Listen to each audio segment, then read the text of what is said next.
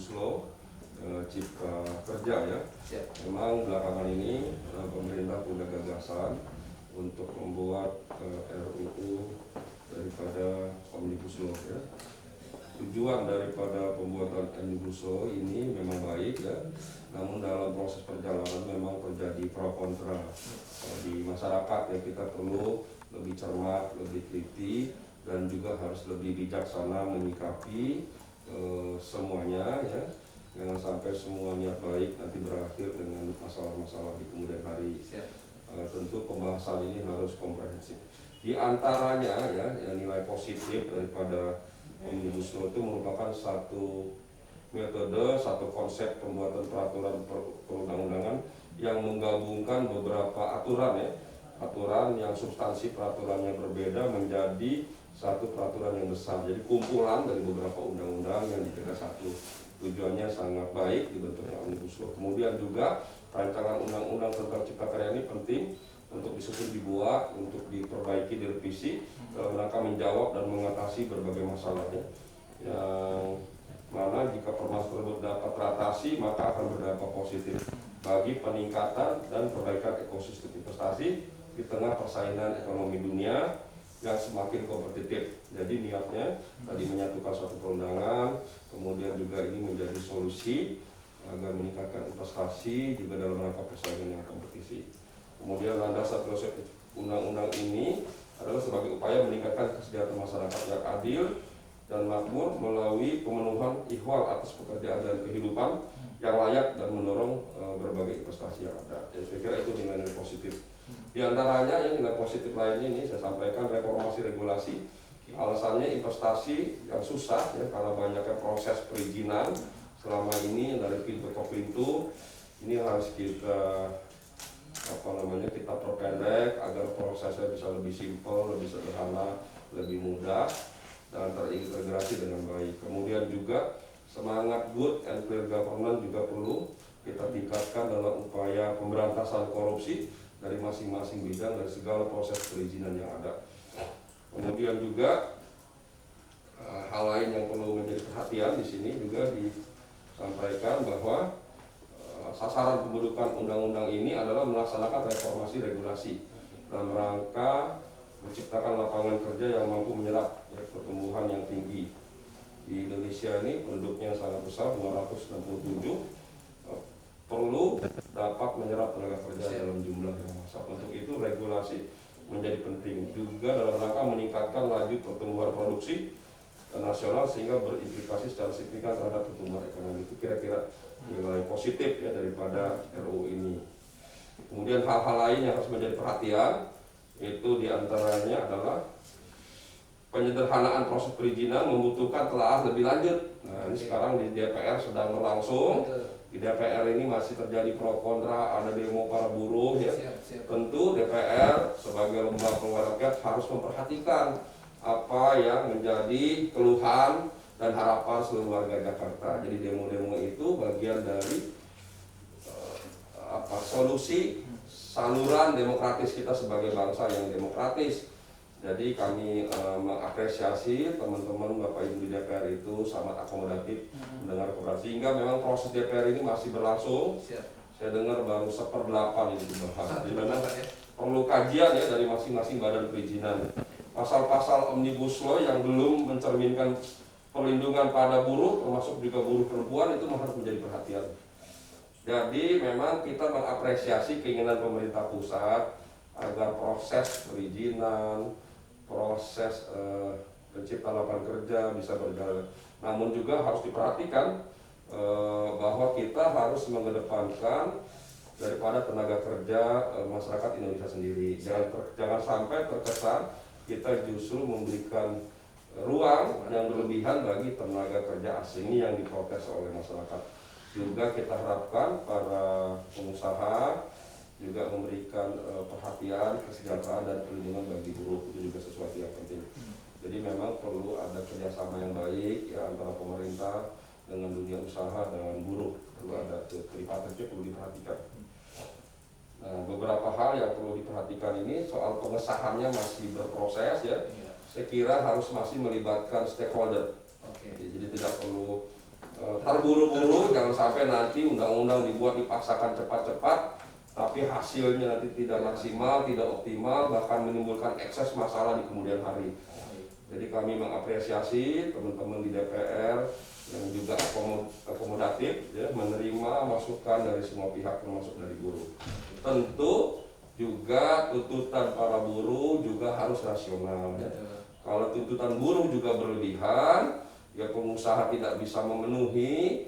Karena berlebihan, akhirnya nanti pabrik dan lain-lain malah tutup. Akhirnya malah niat baiknya menampung sebanyak mungkin malah sedikit juga tidak tertampung. Kenapa? Karena akhirnya tutup usaha yang tidak kompetitif. Nah, jadi harus imbang antara kepentingan pengusaha dan kepentingan buruh. Prinsipnya semuanya harus bekerja untuk kepentingan kesejahteraan masyarakat.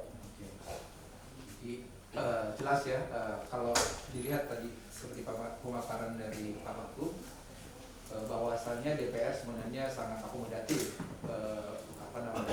menampung aspirasi ini. Nah, tentu terutama poin-poin yang sangat krusial terhadap buruh, kemudian juga tenaga kerja asing, kemudian juga terkait hal-hal yang pokok yang bersentuhan langsung dengan masyarakat. Nah, ini sejauh mana paling tidak di DKI Jakarta ini harapan tentu kan pasti ada, Pak Wagub. Harapan ini ya mungkin dari tenaga kerja juga punya harapan dengan rancangan undang-undang ini disahkan, tentunya tadi untuk pertumbuhan investasi, kemudian juga percepatan UMKM, dan tentu yang paling pokok adalah kesejahteraan. Tadi sudah disinggung tentang regulasi, penyederhanaan regulasi. Nah, dengan penyederhanaan regulasi ini, penerapannya di DKI Jakarta sendiri seperti apa? Secara umum ya beberapa perubahan di undang-undang itu diantaranya saya sebutkan itu dipermudahnya penggunaan tenaga kerja asing, dikhawatirkan akan terjadi potensi penyalahgunaan wewenang atas penggunaan tenaga kerja asing untuk jabatan. Ini jadi perhatian, tapi nanti saya yakin teman-teman di DPR bersama pemerintah bisa mencarikan solusi. Kita tidak anti asing, kita nanti ada transfer knowledge, ya, transfer tenaga kerja dan transfer teknologi itu menjadi syarat yang penting. Kemudian juga diperlukan pengesahan rencana penggunaan TKA untuk jenis kegiatan pemeliharaan mesin, produksi, keadaan darurat, vokasi, startup, kunjungan bisnis dan penjaga waktu tertentu. Tapi dalam rangka untuk melindungi WNI sebagai tenaga kerja yang diserap dari kegiatan tersebut. Jadi harus mendahulukan adalah tenaga kerja WNI. Kemudian terkait dengan pengupahan di atas upah minimum ditetapkan berdasarkan kesepakatan antara pengusaha, buruh dan pemerintah. Ini juga penting menjadi pembahasan kita. UMP dikecualikan bagi usaha mikro, pengupahan usaha mikro tergantung kesepakatan pekerja dengan pengusaha. Nah, di DKI sendiri juga kita juga proaktif memberikan pemberian izin usaha, memudahkan usaha bagi pertumbuhan di UMKM. Nah, jadi memang kami di Jakarta ini terkait pemberian izin itu tidak lagi bersifat pasif atau menunggu. Untuk kelompok usaha kecil UMKM kami proaktif memberikan izin usaha, regulasi, bahkan memberikan pelatihan, bimbingan dan mencarikan solusi supaya mendapatkan suntikan permodalan melalui Bank DKI. Nah, terkait itu, Bang, izin karena ini kan pro dan kontra, terutama yang kontra ya. Ini bagaimana meredam konflik di antara mereka ini supaya mereka ini tadi salurannya tidak disumbat sehingga apa yang diinginkan itu betul-betul nyampe. Nah, tentu salah satunya adalah saluran-saluran yang ada di DKI Jakarta. Kemudian juga disampaikan ke DPR dalam hal ini kepada yang membahas rancangan undang-undang ini tentunya, sehingga terakomodasi harapan masyarakat itu, terutama buruh, masyarakat yang terdampak, yang khawatir dengan tidak adanya kepastian jaminan kerja, misal outsourcing. Mereka kan khawatir, jangan-jangan kami sepanjang hidup hanya pegawai kontrak saja. Jadi dengan tidak adanya jaminan kepastian terhadap kerja mereka itu yang dikhawatirkan. Kemudian juga soal BPJS, jaminan sosial dan lain sebagainya ini. Nah, bagaimana meredam itu dan memfasilitasi memberikan saluran rekrutmen itu didukung oleh pemerintah DKI. Apa yang sudah dilakukan? Ya tentu kami di DKI ya sangat akomodatif, terbuka, transparan. Pak Kadis sebagai Kadis Nakar itu selalu memberikan perhatian ya pada kelompok-kelompok usaha dan juga yang tidak kalah penting pada kelompok masyarakat termasuk buruh ya, supaya bisa bersinergi positif. Kita ini memberikan ruang seluas-luasnya bagi masyarakat untuk dapat bekerja, dan para pengusaha yuk kita minta untuk dapat melibatkan atau menciptakan juga lapangan pekerjaan. Koordinasi kami juga usahakan terus bersinergi bekerja sama dengan DPRD DKI Jakarta. Jadi dalam pemenuhan UMP umpamanya itu tidak sepihak, kami putuskan. Kami mendengarkan aspirasi, keinginan, keluhan dan harapan dari buruh, dari pekerja. Juga kita koordinasikan dengan DPRD DKI Jakarta, alhamdulillah ya. UMR kita itu termasuk yang tertinggi ya, tertinggi ya. Indonesia ya. Berapa? Ya, jadi memang ini perhatian kita cukup baik ya. Alhamdulillah 4,2 ya, 4,2 juta. Ya. Tentu kami memahami ya, tidak semua daerah yang bisa mendapatkan UMR yang tinggi, yang baik, UMP ya, yang baik, yang tinggi, tapi mudah-mudahan ke depan bisa mencukupi. Memang ini tidak mudah ya, di satu sisi kita harus memberi perhatian pada buruh, pada pekerja, di sisi usaha harus diberikan ruang dan kesempatan supaya mereka bisa tumbuh, berkembang dan maju. Kalau usaha tidak bisa tumbuh, berkembang dan maju, maka nanti tutup, tentu buruh juga yang dirugikan. Akhirnya buruh di PHK, tidak bisa bekerja, kehilangan pekerjaan, nanti kemudian kehilangan income, kebutuhan-kebutuhan yang besar, yang penting tidak dapat terpenuhi, bisa menimbulkan ekses negatif lainnya, bisa menimbulkan permasalahan sosial, masalah ekonomi dan lainnya. Jadi memang semua ini perlu kerjasama yang baik. Insya Allah ya, di bawah kepemimpinan Pak Gubernur, Pak Anies, kita sangat akomodatif, transparan, terbuka, selalu mencoba membangun sinergitas yang positif ya antara semua pihak termasuk masalah pekerjaan. Di Jakarta sendiri ya memang berbeda dari kota-kota lain. Jakarta ini kan kota metropolitan, kota jasa, kota riset, kota pendidikan yang sebagai ibu kota. Tentu di sini tidak memiliki buruh-buruh pabrik sebagai yang besar jumlahnya seperti daerah yang lain. Banten kemudian. Iya, tidak seperti di Banten, Jawa Barat, Jawa Tengah, Jawa Timur, karena kita ibu kota negara. Namun demikian kita perlu memberikan perhatian ya, agar dunia usaha bisa tumbuh dan para pekerja bisa mendapatkan hak-haknya yang baik. Oke, izin Bang, ini kan COVID-19 ini luar biasa dampaknya, sangat-sangat luar biasa dan dirasakan oleh terutama UMKM.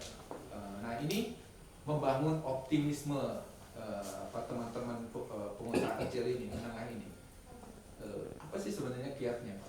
Supaya mereka ini rasa optimisnya tumbuh dan bisa keluar dari kondisi ini. Jadi memang masalah COVID-19 ini masalah yang tidak mudah ya. Di satu sisi kita ingin masyarakat kita sehat, ya, itu menjadi prioritas ya. Untuk sehat atau bebas dari COVID atau terhindar, itu salah satu yang paling efektif ya berada di rumah. Berada di rumah artinya tidak melakukan investasi, tidak melakukan interaksi, ya, aktivitas di luar rumah. Itu cara yang paling baik ya. Namun demikian kita juga tidak mungkin mematikan pergerakan ekonomi. Ya, kita tidak ingin masyarakat kita terpapar istilahnya, tapi juga jangan sampai terkapar.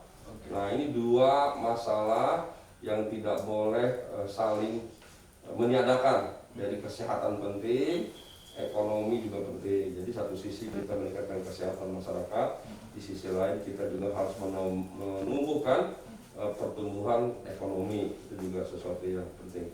Nah, untuk itu pemerintah jalan tengah, tetap diberlakukan PSBB, namun memasuki masa transisi artinya ada pelonggaran ya, ada pelonggaran 50%. Tapi dalam pelonggaran juga harus diatur, jam kerjanya diatur, regulasinya, jam istirahatnya, kemudian juga jam pulangnya, transportasinya diatur juga. Kemudian kita minta juga para pengusaha, para pimpinan, owner, semua untuk juga memberi perhatian. Kalau pekerja-pekerja ini bisa pekerjaan dilaksanakan di rumah, kita minta dilaksanakan di rumah. Tidak mesti semua harus dilakukan dikerjakan di kantor, di tempat-tempat usaha, di pabrik dan sebagainya. Itu juga yang kita minta. Alhamdulillah kerjasama selama ini di Jakarta cukup baik antara pengusaha dengan Pemprov, dengan masyarakat, dengan buruh, dengan pekerja, dengan karyawan. Nah ini juga menjadi hal yang penting ya. Kemudian yang kedua yang tidak kalah penting, bagaimana sekarang kita dalam suasana ini bisa menggerakkan ekonomi. Tentu berbagai regulasi kami keluarkan, Pak Gubernur mengambil beberapa kebijakan, di antaranya memberikan insentif bagi dunia usaha, termasuk potongan pajak dan lain sebagainya. Itu juga beberapa cara. Termasuk juga kita mempermudah berbagai proses perizinan yang ada. Jadi kita mendorong masyarakat untuk bisa aktif, dan kita juga mendorong masyarakat juga bisa melakukan penjualan secara online ya. Ini juga terus kita dorong bekerja sama dengan seluruh startup lainnya, Wikipedia, Blibli, apalagi itu Tokopedia, Shopee, semua itu yang ada. Kita bekerja sama untuk bisa memberikan pelatihan, bimbingan bagi dunia usaha lainnya. Juga di pasar-pasar juga kita dorong ya. Jadi satu sisi kita menghindari penyebaran COVID-19, di sisi lain kita harus mendorong pertumbuhan ekonomi. Oke, baik. DKI kan sebagai ibu kota negara ini tentu menjadi barometer di dalam percepatan pertumbuhan ekonomi. Nah, bagaimanapun karena ini ibu kota negara, ya selalu akan menjadi sorotan. Nah, kami melihat bahwa rancangan undang-undang Omnibus Law ini apakah betul-betul bisa menjadi solusi bangsa dan negara ini, karena ini kan usulannya dari pemerintah. Secara ini apakah dari pemerintah daerah juga support ini dengan adanya rancangan undang-undang Omnibus Law ini? Tentu berbagai kebijakan yang dibuat oleh pemerintah berniat bermaksud baik. Itu pasti. Tidak ada pemerintah yang membuat kebijakan yang tidak baik bagi rakyatnya. Namun demikian dalam prosesnya kita juga harus mendorong apakah pemerintah pusat, pemerintah daerah juga harus dalam mengeluarkan berbagai kebijakan itu melibatkan semua instansi yang terkait, tidak hanya DPR. Tentu memang tugas DPR bersama pemerintah yang membuat undang-undang, merevisi undang-undang. Tapi kita ingin pemerintah bersama DPR juga bekerja sama dengan semua stakeholder yang lain, terutama dengan masyarakat yang terkait langsung. Dalam hal ini kalau bicara undang-undang cipta kerja, tentu dunia usaha perlu dilibatkan. Kemudian yang tidak kalah penting justru masyarakat buruh kita. Jadi itu yang harus diperhatikan supaya apa yang diniatkan baik ini ya bisa dilaksanakan, bisa diterjemahkan, bisa dipahami dan disusun bersama. Memang pada akhirnya sekalipun ini menjadi tugas pemerintah bersama DPR dalam menyusun dan nanti mengesahkan undang-undang, tapi jauh lebih penting adalah sejauh mana pemerintah DPR bisa melibatkan masyarakat, khususnya yang terkait dengan undang-undang yang sedang disusun. Jadi kita mendorong, mendukung kebijakan ini, namun harus dikaji, ditelaah, dibuat secara komprehensif. Jangan sampai undang-undang dibuat ini saling meniadakan, saling tumpang tindih ya. Jangan sampai justru terkesan memberikan karpet merah bagi tenaga asing, tapi tidak memperhatikan justru tenaga kerja lokal, tenaga kerja Indonesia, tidak memperhatikan kearifan lokal, lupa dengan daerah-daerah asal. Jangan sampai nanti hadirnya tenaga asing ke kepentingan-kepentingan tertentu, akhirnya masyarakat sekitar justru tidak sejahtera. Kita bersyukur adanya investasi, tapi juga yang lebih penting investasi itu harus memberikan dampak positif bagi masyarakat, khususnya di lingkungan tersebut. Nah, Bang, ini kan trust masyarakat ini butuh betul-betul diyakinkan, gitu kan? Karena tanpa masyarakat bisa diyakinkan oleh pemerintah dan DPR bahwa ini semua sudah mengakomodir kepentingan dari katakanlah kebutuhan bangsa dan negara, bagaimana dunia usaha ini bisa tumbuh, berkembang, dan cita-cita bangsa ini bisa tercapai. Nah, di mana strategi membangun kepercayaan masyarakat itu, Pak? Karena contoh aja di DKI, kan saya lihat trustnya sudah tinggi, baik kepada gubernur, hari ini Pak Wakil Gubernur, gitu kan. Nah, ini trust ini harus dijaga betul kan. Nah, bagaimana strategi yang sudah dilakukan dan bahkan yang akan dilakukan oleh DKI Jakarta sendiri? Ya, jadi memang kalau membangun kepercayaan memang penting ya, jadi penting. Kami memahami niat baik pemerintah pusat ya, dan DPR dalam rangka maksud daripada pembentukan RUU Omnibus Law Cipta Kerja ini. Itu saya kira perlu kita apresiasi dan kita hargai. Jadi masyarakat juga jangan selalu a priori menilai jelek semua produk pemerintah maupun produk DPR. Yang lebih penting seluruh masyarakat, apalagi buruh, harus dipelajari, dikaji secara mendalam, cermat, dan kalau ada yang dirasa kurang baik, tidak pas, apalagi merugikan bagi kepentingan masyarakat atau buruh, sampaikan secara komprehensif dengan kajian-kajian, melakukan dialog, diskusi. Ya, bukan tidak boleh demo hak siapa saja, demo juga perlu. Ya, itu dalam rangka apa perlu, maksud saya untuk menunjukkan ada kesungguhan, keseriusan, tapi jauh lebih penting kajiannya. Jangan sampai demonya yang besar, melibatkan banyak, tapi tidak didukung, tidak diikuti dengan kajian yang cermat, yang teliti, yang komprehensif, yang substansif. Itu jauh lebih penting. Tentu DPR akan memperhatikan. Sejauh yang saya dengar dan saya lihat, DPR sangat akomodatif ya, sehingga pengesahan ini masih terus dibahas, masih terus dikaji oleh DPR. Silakan masyarakat yang merasa keberatan dari substansi atau pasal-pasal yang disusun oleh pihak pemerintah, silakan beri masukan dan kaji. Kami mendorong.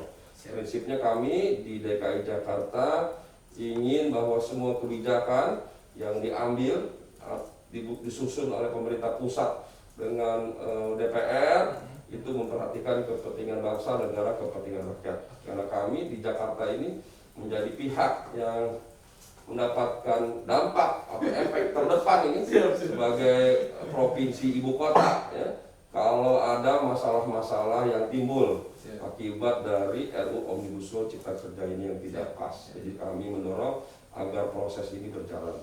Kami memahami keinginan pemerintah pusat harus cepat ya, tapi juga tolong diperhatikan kepentingan masyarakat, kepentingan buruh. Oke, baik. Jadi memang kami melihatnya pemerintah kan ingin cepat.